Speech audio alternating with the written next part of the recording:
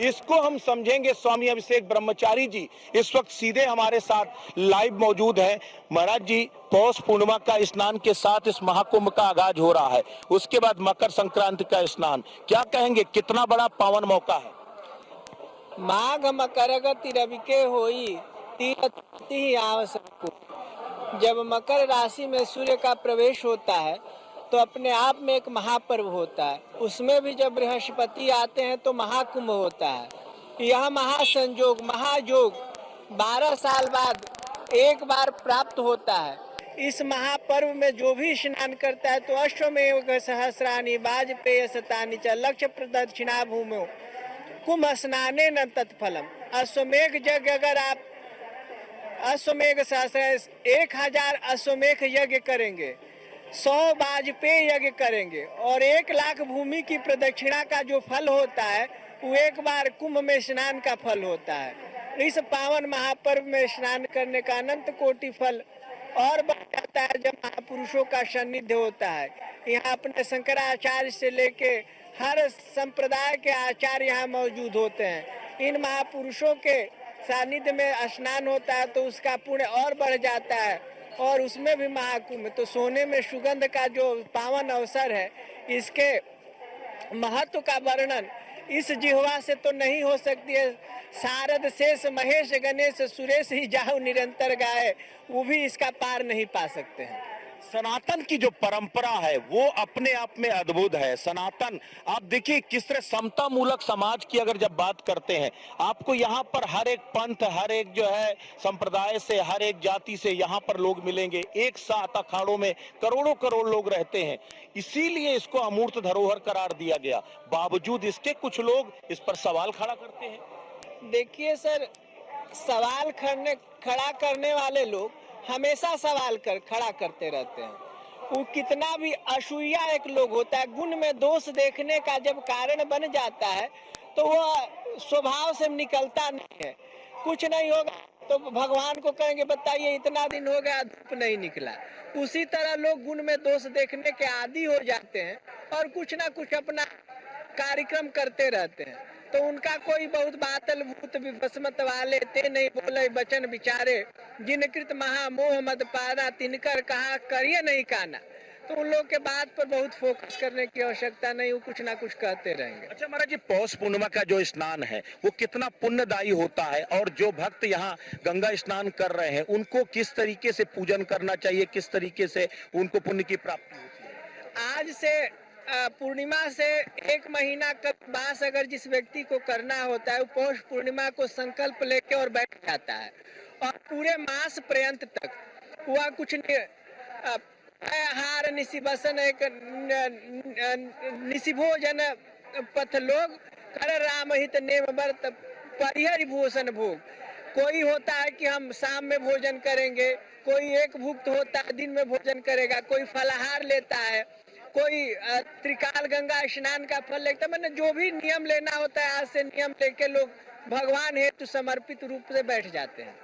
अच्छा, सबसे बड़ी बात यह है कि एक आस्था का चूंकि पर्व है, लोग वही तो स्वतः स्फूर्त आते हैं। ये मेला आज से नहीं, अनवरत चलता रहा। कहते हैं अमृत स्नान करते हैं, तो वो अमृत स्नान जो है, क्यों अभी जैसे शाही स्नान का नाम बदल करके अमृत स्नान किया गया, वैसे भी अमृत का उल्लेख बार बार होता है। तो कहते हैं कि आप चाहे पौष पूर्णिमा हो या मकर संक्रांति हो, ये अनवरत जो है हमेशा अमृत स्नान चलता रहे। तो अमृत का मतलब क्या है, किस तरीके से लोग जो है इस अमृत को लें?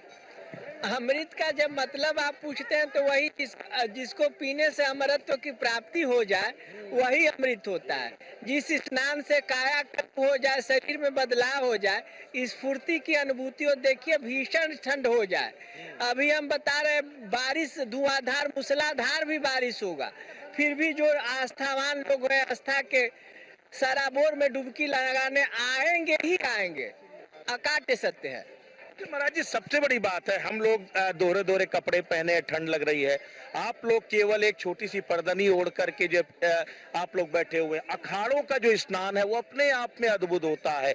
नागा सन्यासी यहाँ पर जो है दुर्लभ, अलग अलग जो जिन्होंने कभी नहीं देखा वो सब यहाँ पर आते हैं, स्नान करते हैं। लोगों के लिए एक बड़ा कौतूहल है कि क्या सनातन एक रहस्य है और वो कभी नहीं खुल सकता, कभी नहीं बाहर आ सकता पूरी तरीके से? रहस्य को रहस्य बातों रहस्य को रहस्य ही रहने दिया जाए, उस पर कितना विश्लेषण किया जा सकता है। यह अनादिकाल की परंपरा है और अनादिकाल तक चलेगी। इसको ना आया है और ना ही इसको कोई बिगाड़ सकता है, और ना ही इसका कोई निमंत्रण होता है, ना कोई आमंत्रण होता है। लोग अपने आप निकल के आते हैं और अपने आप स्नान करते हैं और अपनी आस्था को व्यक्त कर रहे हैं। किसी को किसी ने ना आपको कोट पहनने से कोई रोका है, ना उनको कोई नंगे रहने से के लिए कह रहा है। सब अपने आप करते हैं और अपने आप भगवान के प्रति समर्पित बुद्धि से प्रस्तुत करने का प्रयास करते हैं। अच्छा, सबसे बड़ी बात है क्योंकि अखाड़ों का एक जो क्रम है, अखाड़े किस तरह स्नान करेंगे, ये सब रेगुलेटरी बॉडी जो है काम करते हैं। अखाड़ा परिषद मान लीजिए तो अभी अस्तित्व में आई, लेकिन ये बहुत प्राचीन काल से चलता चला आ रहा है। ये कैसे क्रम निर्धारित होते हैं, ये अगर हम अपने दर्शकों को बताना चाहें तो किस तरीके से? यह क्रम कोई निर्धारित नहीं करता है। कुम्हादि तिथ्या निर्णय स्वामी करपात्री जी महाराज की एक पुस्तक है, जिसमें कुंभ कब लगता है उसको विस्तृत रूप से बताया गया है। और ऐसे लोक माने युक्ति है, लोग कहते हैं कि 12 साल बाद कुंभ आ ही जाता है, तो अपने आप किसी को बताने की आवश्यकता नहीं है। यह आज के 12 साल कब पड़ेगा सब लोग इस जानते हैं। या कोई एडवर्टाइजमेंट हो चाहे न, अभी मान लीजिए मीडिया आ गया, फोकस आ गया, डिजिटल आ गया, परंतु आज से 50 साल पहले, 100 साल पहले, 1000 साल पहले जब कुंभ लगता है उसको कोई डिजिटलाइज तो था नहीं। उस समय भी बिना प्रचार के लोग आते थे और अपने आस्था के पर्व पर अपनी अभिव्यक्ति व्यक्त करते ही थे। सबसे बड़ी बात है महाकुंभ का आयोजन है, सनातन की जय जयकार हो रही है। कहीं कोई सनातन बोर्ड की बात कर रहा है, कहीं कोई अपने अपने तरीके से जो है सनातन के उद्धार की बात कर रहा है। कंट्रोवर्सी भी क्रिएट हो रही है, कई लोग अलग अलग तरीके से व्यवस्थाओं को लेकर ट्वीट करते हैं। आपको क्या नजर आता है इस पूरे उसमें, क्योंकि आप लोग तो लगातार एक के बाद एक महाकुंभ के साक्षी बनते रहे। देखिए, यहाँ सनातन के प्रतिनिधि के रूप में माननीय मुख्यमंत्री योगी आदित्यनाथ जी नेतृत्व कर रहे हैं, तो यहाँ तो सबसे बड़ा सनातन वही बैठा हुआ है। और दूसरा, व्यवस्थाओं की जब इतनी बड़ी व्यवस्था होती है तो कुछ जरूर होता होगा। हमको कुछ दिखाई नहीं दिया, परंतु आपने बताया कि लोग ट्वीट करते हैं, लोग करते हैं, तो अब लोगों की मानसिकता और संतुष्टि का कोई टैबलेट बाजार में मिलता नहीं है। आपके घर शादी एक होती है, चाहे आप एक मीडिया चैनल चलाते हैं, तो जब तक उस समाप्त नहीं होता है तब तक उसमें कमियां दिखाई देती ही देती हैं। और शादी समाप्त नहीं होता है तब बाजार से सामान लेके लोग आता ही आता है, और जब खत्म होता है तो व्यवस्थाएं समाप्त हो जाती है। उसी तरह करने वाले अपना करते रहते हैं, उसका संतुष्टि का कोई टैबलेट बाजार में नहीं मिलता। महाराज जी, बार बार इस महासंयोग की बात की जाती है। महाकुंभ में 144 साल बाद ये महासंयोग बन रहा है, किस तरह का संयोग है और कितना पुण्यदायी है? देखिए, ये हम नहीं जानते हैं कि 144 साल बाद बन रहा है कि नहीं बन रहा है, परंतु जो ही कुंभ आया है वो पुनः नहीं आएगा। यह कुंभ अपने आप में एक 166 साल और 168 साल का कुंभ है। जो आया है वो नित्य नवीन एक भूमिका लेके आता है और उसकी तुलना नहीं की जा सकती है, परंतु जो है उसको हम लोग बढ़िया से आनंद रूप से सहन करें, उसका आनंद उठाए, यही अपने आप में एक अनूठी पहल है। बहुत बहुत धन्यवाद महाराज जी। जो है तो बिल्कुल, तो देखिए ये स्वामी अभिषेक ब्रह्मचारी जी थे जिन्होंने पूरे विस्तार से बताया कि आखिर सनातन की संस्कृति क्या है, इस महाकुंभ का महत्व क्या है और महात्म्य क्या है, और पौष पूर्णिमा से लेकर मकर संक्रांति तक का ये जो पूरा दिव्य स्नान है, इस दिव्य स्नान की अपनी जो है क्या महत्वता है। तो ये अपने आप में एक बड़ी बात है। हमारे अलग अलग चूंकि चप्पे चप्पे पर न्यूज वन इंडिया के अपने रिपोर्टर मौजूद हैं, अलग अलग जगह जो है हम लोग पूरी विस्तृत कवरेज दिखा रहे हैं जो है।